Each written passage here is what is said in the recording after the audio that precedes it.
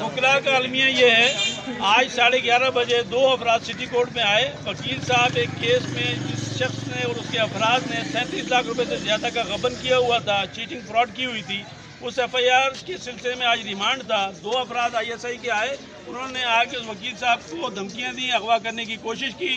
جب بقیہ وکلاء اکٹھے ہوئے تو ایک شخص بھاگ گیا، ایک کو پکڑ کے یہاں تھانے لے کر آئے ہیں، تھانے والے سارے بھاگ گئے ہیں، کوئی کارروائی کرنے کو تیار نہیں ہے۔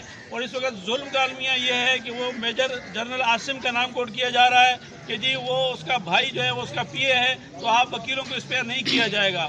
اس وقت وکلاء جو معاشرے کی کریم ہیں ان کے ساتھ ظلم و زیادتی کا یہ المیہ کہ فوج کا یہ کام رہ گیا ہے کہ سادہ لوگ عوام کو لوٹا جائے، اور جب وہ اپنی گریوانسز کے لیے کورٹوں کے دروازے کھٹکائیں تو ان کو اغوا کیا جائے، اغوا کرنے کے بعد دھمکیاں دی جائیں، اور جب ان کے ریڈرسل کے لیے تھانے میں آیا جائے تو تھانہ کوئی کارروائی کرنے سے انکار کر دے۔ ایون DIG ساؤتھ کو بھی کمپلین کی ہے، انہوں نے کوئی ایکشن لینے سے انکار کر دیا۔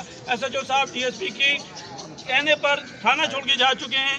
تو لہٰذا اس وقت جو وکلاء یہاں جمع ہوئے ہیں انصاف کے متلاشی ہیں، اور تمام پیرامیٹرز کو دیکھا جا سکتا ہے کہ فوج جو اس وقت اس پاکستان کی سارے معاملات میں پیش ہے، کسی بھی قسم کی کوئی کارروائی نہیں کرنے دی جا رہی۔ لہذا ہماری درخواست ہے کہ انصاف کیا جائے۔